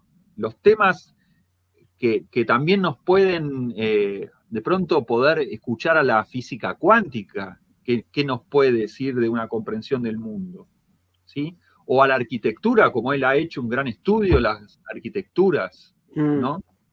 Sí. En ese sentido, volver al ser en el mundo y no quedar en abstracciones. O sea, estudiar lo que nos concierne en nuestra ciudad de Buenos Aires, en la ciudad de Salta, en los alrededores, en donde nos toque vivir, ¿no? Por ejemplo, estudiar las profesiones, pero también como artes y métiers, es decir, como oficios también. volver a lo de Sócrates. ¿Cómo piensa alguien que hace gastronomía? ¿Cómo piensa alguien que hace estética del cabello, por ejemplo? Claro, uno diría, no, ¿por qué yo me voy a bajar si yo estoy para cosas? No. Estos temas hacen a la filosofía, creo yo. La ciencia de la administración, ¿sí? No es este Sócrates ya que desprecia las cuestiones económicas. No, hoy nos tenemos que ocupar de nuestras economías. Lo político, lo gubernamental. Estoy en la página 206, si alguien quiere buscar. Sí. Los sistemas de meditación. Sí. Meditación, la ritualística, interesantísimo. ¿Cómo pensamos hoy en pandemia cuando no podemos enterrar a nuestros muertos? ¿Qué rituales hacemos? ¿Sí? ¿Cómo se piensan hoy los rituales de, por ejemplo, ¿han escuchado ustedes una reflexión sobre las despedidas de solteros y solteras? ¿O solo es campo de los sociólogos o los psicólogos? No sé si han alguna vez asistido a ese tipo de eventos. Son de lo más extraños, violentos, donde de pronto se producen transvestismos. No estoy juzgando, estoy describiendo. Pasan cosas. Y bueno, ¿y nosotros qué tenemos para decir de eso? ¿Qué está sucediendo en esas instancias?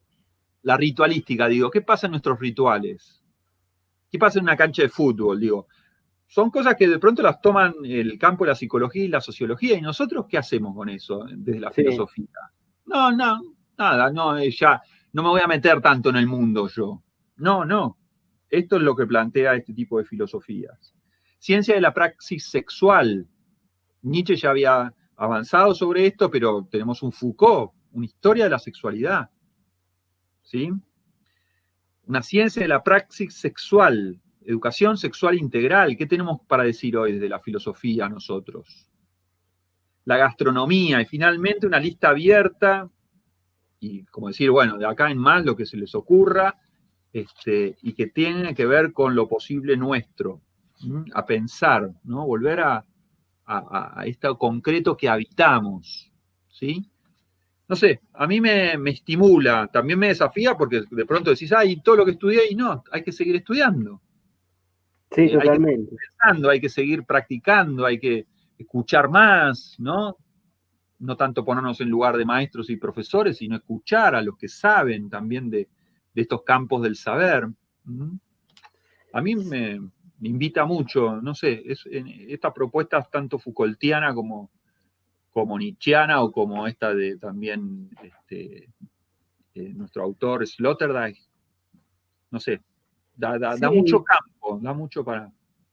Sí, lo que pasa es que obviamente, a ver, la gente necesita atenerse a algo, ya sea una religión, ya sea una política, y el problema no son, esto ya lo dijeron otros, ¿no? El problema no es los supuestos, sino que es ver los supuestos.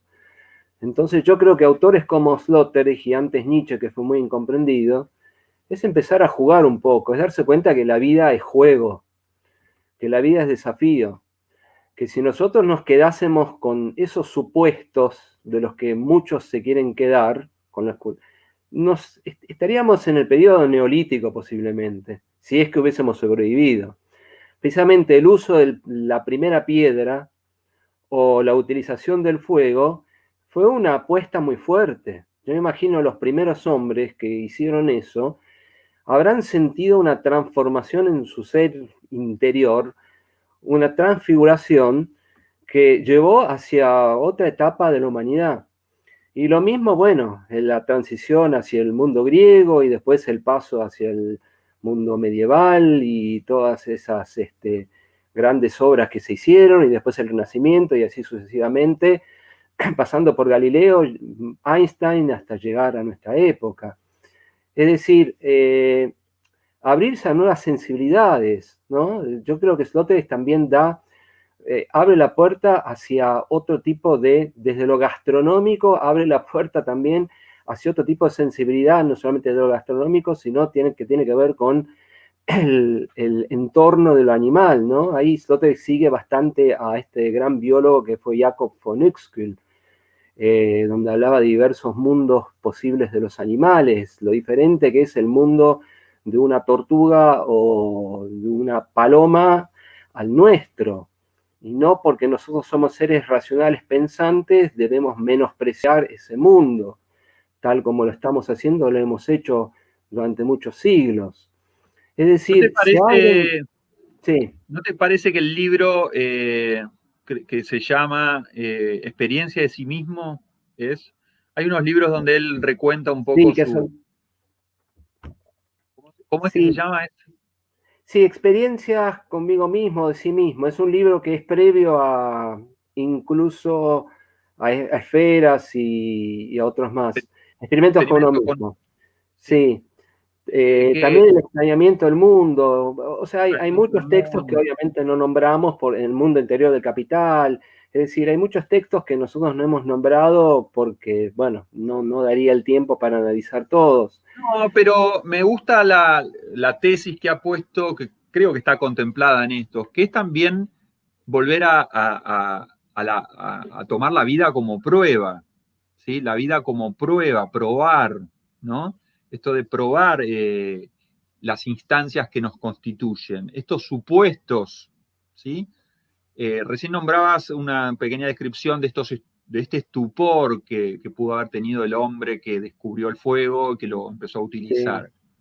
Yo creo que cuando uno hoy ve y nos sometemos a estas interfaces que de pronto estamos experimentando, vemos una serie como Black Mirror, ¿sí? Y que nos deja realmente perturbados. Decimos, bueno, este es el hallazgo, el descubrimiento, el horror, pero también el despliegue del misterio de lo humano hoy con estas mediaciones. Entonces, esta prueba que nos toca vivir a nosotros, lejos de ser algo que solamente podemos verle el lado del daño, creo que nos toca también, y en esto es un autor que nos mueve un poco a asumir lo monstruoso que somos como contemporáneos. Y en el sentido de monstruoso como algo que da pavor. O sea, nuestras vidas son muy complejas, son muy ricas, son muy caóticas a la vez también, son muy desafiantes las vidas del contemporáneo.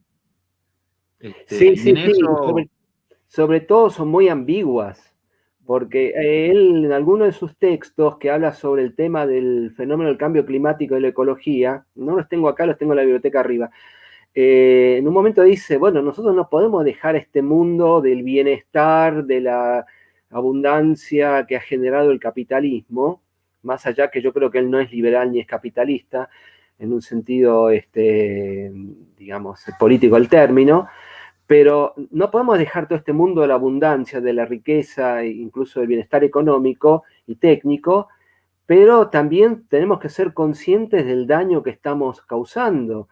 Entonces, el día de mañana, o sea, el futuro se disputa entre proyectos que son de alguna manera, siguen siendo modernistas o aceleracionistas, por decir, utilizar otra categoría, y otros que son desaceleracionistas, quiero decir, que son más conservadores y que estarían más ligados a lo que sería el proyecto de defensa del medio ambiente, etc.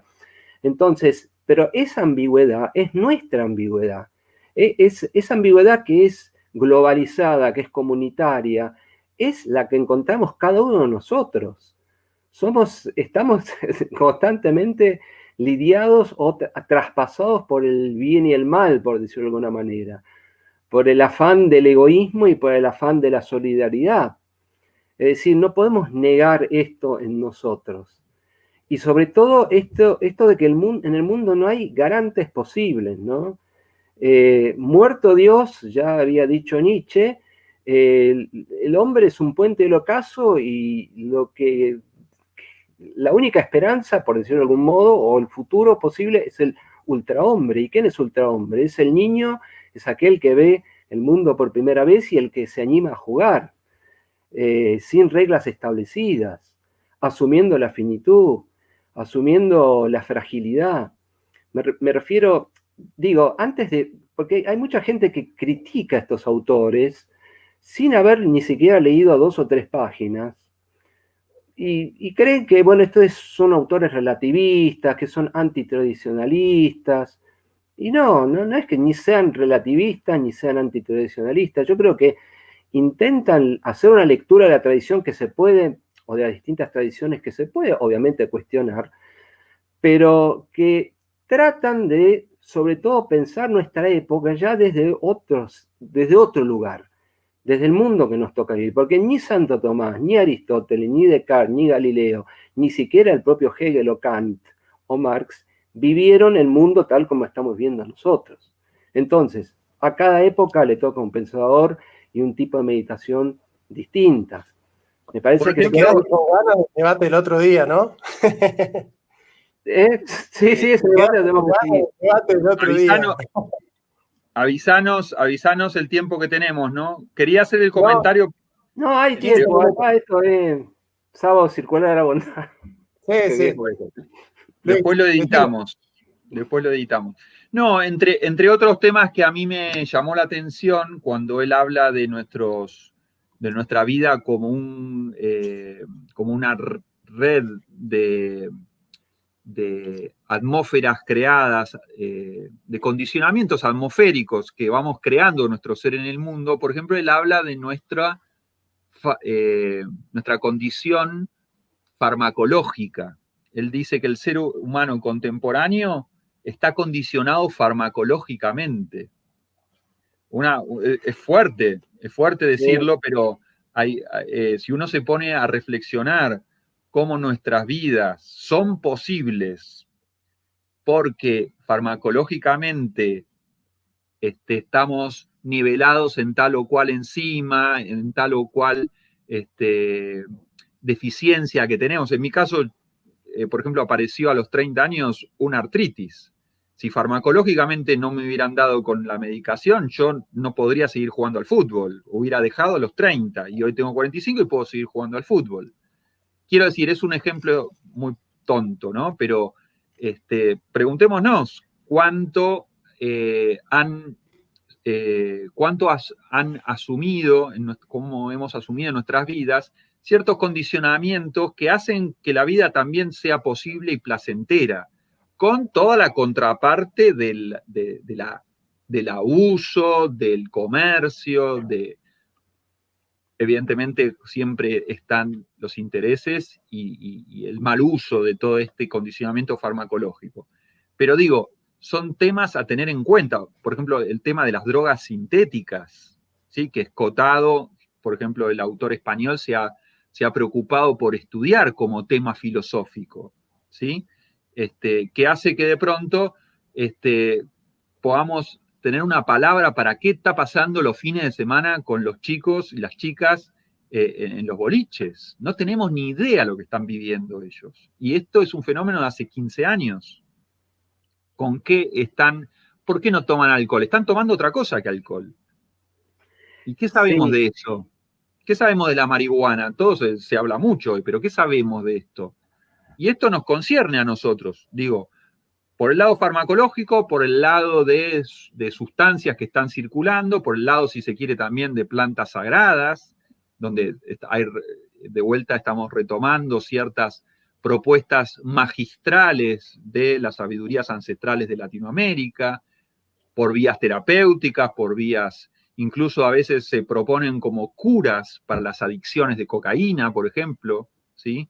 Es decir, hay una interlógica que está ahí en ese entramado, ¿no? No, es muy interesante y aparte también él lo encara esto en El extrañamiento del mundo y en otros textos más, el tema de las drogas. Cómo nosotros ya somos dependientes de las drogas, ya sean estas drogas legalmente estén oficializadas o no. Es decir, el clonazepam, por ejemplo, o el mismo, no sé, el tabaco, el alcohol. Es decir, sin hablar de todos los medicamentos que hacen posible una vida más larga e incluso más placentera. Esto, digamos, que un fenomenólogo o un filósofo se dedique o se detenga a pensar estos temas es realmente algo bastante inaudito. Quizás, como dijiste vos, yo no he trabajado tanto, o lo he trabajado bastante poco, para decir la verdad. Foucault fue un antecesor importante de él, pero me parece que Sloterdijk es como que todavía va más al fondo de la cuestión. Entonces, repito mucho esto, ¿no? El tema de la antropotécnica, ¿no? La farmacología, cómo la ciencia y la técnica interactúan entre sí, cómo ya no hay una delimitación, por ejemplo, entre lo que es lo artificial y lo natural. Digamos, es muy difícil hoy en día ya, obviamente que hay diferencias, pero quiero decir, es muy difícil la distinción nítida entre un campo y otro. Así que bueno, me parece que, no sé, si hay preguntas, no sé si vos, Luis, querés decir algo más. Es un autor que hay que sentarse a leerlo sin dejar de lado. Nadie está diciendo, a ver, para que se entienda bien, que dejemos de leer todos los demás autores, ¿no? Yo muchas veces defiendo a Derrida, rescato cosas de Derrida, y la gente cree que, bueno, que Derrida fue un anarquista que dijo que no había que leer a Platón, Aristóteles, etc. Es todo lo contrario. Solamente si uno ha intentado leer esos autores como Sloterdijk o Derrida, te motivan para volver a leer los autores clásicos, incluso ya desde otro lugar. No sé, el Fedro, la poética el Fedro de Platón o el Banquete, la poética de Aristóteles, la Suma contra Gentiles, ¿por qué no?, de Santo Tomás, no sé, la Crítica de Razón Pura, etc. Entonces, me parece que es un autor, digamos, fundamental para entender nuestra época y que hace un esfuerzo denodado para meterse en estos ámbitos que vos citaste, Luis. Y en ese sentido, te agradezco que hayas participado en este encuentro esta tarde, noche, hoy, porque a mí por momentos se me hace como muy difícil introducir estos temas con estos autores, porque obviamente, y lo digo quizás, Jonathan, también desde lo que quedó la vez pasada, de la discusión que tuvimos, del debate, pero que estuvo buenísimo y que espero que lo sigamos, es un mundo que todavía no hemos pensado la fragilidad. Necesitamos garantías, ya sea desde el capitalismo, el marxismo, como desde una cristiandad mal comprendida a mi criterio, o desde cualquier otro tipo de ideología. Y no, autores como Sloterdijk, Derrida, Foucault, etc., nos hacen ver precisamente la fragilidad de este mundo, y a partir de ahí la responsabilidad que tenemos por lo que queda del mismo, y para desarrollar un proyecto más humano, que no necesariamente tiene que ser humanista, ¿no? Otra palabra que cuando uno dice, bueno, yo soy posthumanista, por ejemplo, bueno, entonces no querés al hombre. No, eso ya lo aclaró perfectamente Heidegger en Carta sobre el Humanismo. La crítica al humanismo no significa estar en contra de lo humano, sino que es tratar de pensar lo humano desde otro lugar. Porque, digamos, si ser humanista me llevó a las 2 guerras mundiales, esos campos de concentración, tanto del lado de Stalin como de Nazi, bueno, la verdad que a mí no me interesa el humanismo. Y el humanismo llevó hacia ese lugar. Y la metafísica también, desde la lectura de estos autores. Por supuesto que después se puede criticar y obviamente que hay que criticarlos. Pero bueno, te agradezco, Luis. No sé si hay preguntas. Este programa es largo. Está Gunther disparándonos frases allí. Sí. Yo le agradezco su provocación. No sé cuál tomar de ellas, pero sí, bueno. Macarena también. Macarena es como que tiene una idea fija conmigo. Bueno, gracias, Macarena. Te agradezco porque digo... quiero saludar a María Eugenia Jordán. Ay, me olvidé el nombre, María Eugenia, que hace un montón... María Eugenia Jordán, sí. Mira, ahí está. Sí, te mando un beso enorme. Hace un montón que no te veo. Espero que estés muy bien. Me acuerdo de vos, sí, hace rato que no sabía nada. Bueno, te agradezco. Yo a María Eugenia la vi el año pasado, sí, nos invitó a comer a varios. Sí. No, yo me acuerdo de los encuentros de filosofía de ella, pero hace un montón que no sabía nada de vos, así que te mando un cariño enorme. Sí, ahí estudiando. Me parece genial. Bueno, Macarena, no sé, cuando pase la pandemia, no sé si sos de Salta, sos de acá, vamos a tomar un café y charlamos, no hay ningún problema, y si querés tomamos una cerveza también. Nosotros somos gente abierta. Nosotros gente, digamos, yo tengo la confianza con Luis y también ya con Jonathan.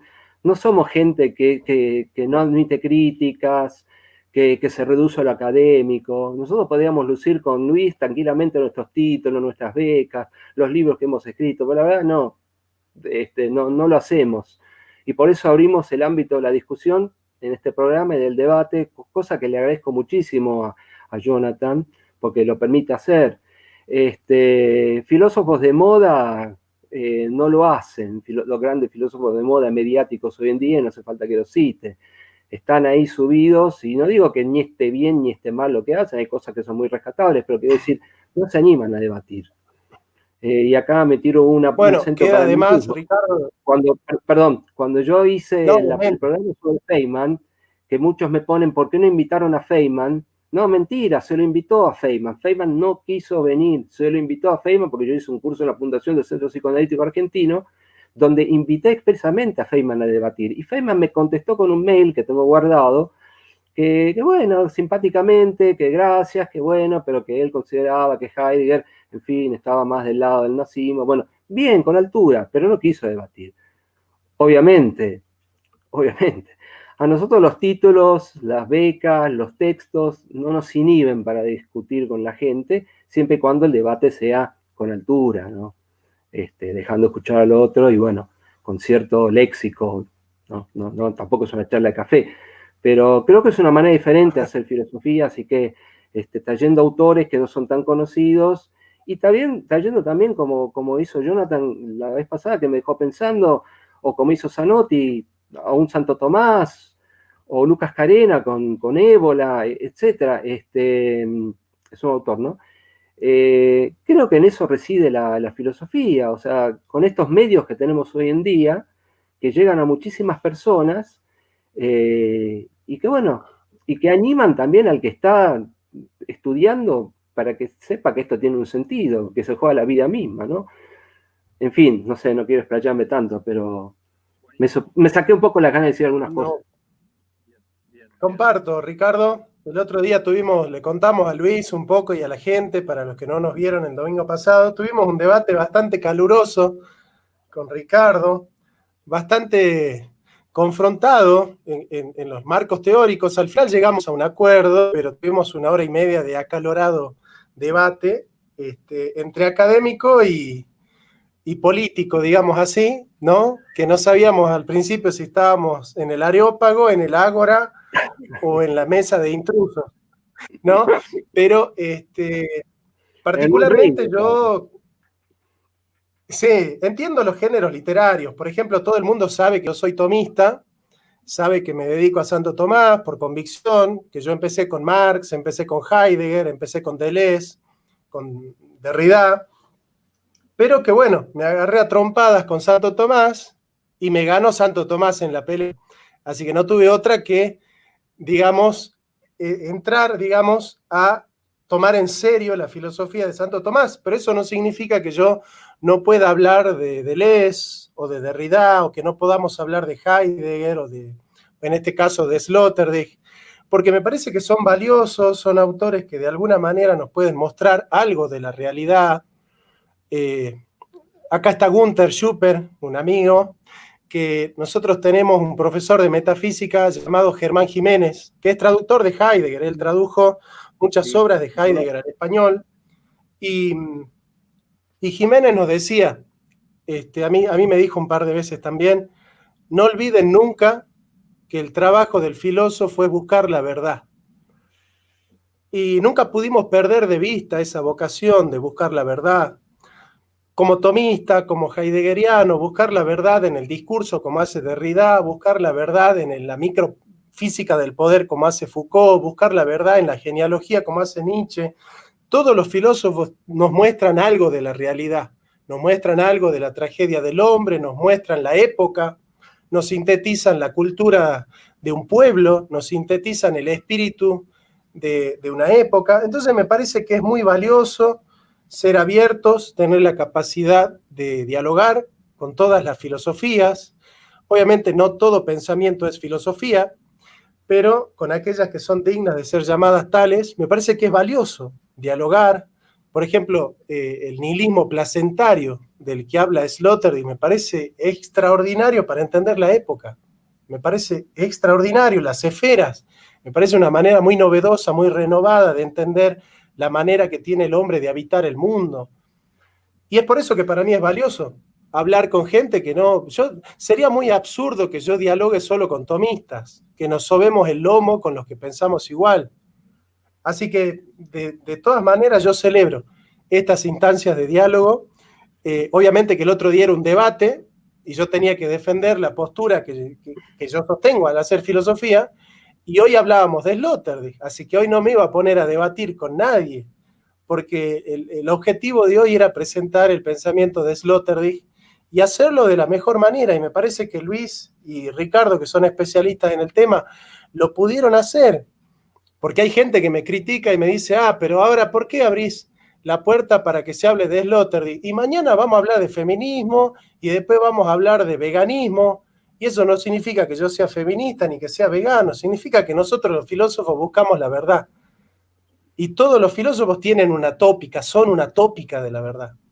Y me parece que ser fanático es justamente pensar que por ser tomista no hay que leer a Nietzsche, o por ser nietzscheano no hay que leer a Santo Tomás, ¿no? Porque hay dogmáticos de los dos lados, ¿no? Porque uno por ahí piensa que ser posmoderno y leer a Derrida te libera del dogmatismo. Y la verdad que yo tengo compañeros que leen Lacan y no leen nada más que Lacan. Sí. Tengo compañeros que leen Derrida y no leen nada más que Derrida. Yo soy todo lo contrario. Bueno. Yo les agradezco entonces haber sido invitado, poder participar, ser parte de este entramado. Así que cualquier vez que quieran volverme a invitar, estaré dispuesto. Así que, bueno, les dejo un fuerte abrazo. Los invitaría a que leamos el Anti-Edipo de Deleuze, si les parece. A mí me encanta ese libro.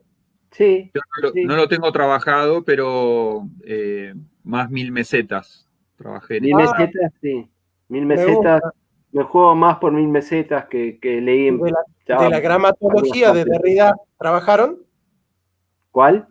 La gramatología de Derrida. No, yo de Derrida trabajé otros textos, sobre todo Dar el tiempo y textos afines con la temática del don, que me parece interesantísimo el tema. Claro. Hay un libro de Sloterdijk sobre Derrida que me gusta mucho, se llama Derrida, un egipcio. Sí. Sí, después también tiene en otro texto un artículo crítico sobre Derrida. Pero bueno, se van abriendo los caminos a medida que uno va leyendo estos pensadores, ¿no? Sí, son autores imprescindibles, como decís vos. Así que, es más, podemos leer la tesis de Luis y trabajar un día la tesis de Luis. ¿Cómo no? Estaría buenísimo. Sobre todo hablar de la Quere, que me parece muy interesante, la tesis que tiene Luis, que me parece muy novedosa, y yo no se la leí a nadie, de cuándo comienza la Quere en Heidegger. Así que podemos hablar todo un programa de la Quere. Bueno, sí. Y nos concertamos con esas búsquedas, sí. Bueno. Así es, sí. Bueno, les agradezco mucho a ustedes y a los, ¿cómo se dice? A los televidentes, no, ¿cómo se les llamaría? A la audiencia. A la teleaudiencia, bueno. Sí. Bueno, gracias, Gustavo, gracias, Ricardo. A María Eugenia, a Vegana del Mar. Bueno, Luis, nos estamos viendo entonces y hablando. Gracias por estar acá. Gracias, Jonathan. Chau. Gracias, Gunther también. Un abrazo grande. Sí, todos, por supuesto. Hasta luego.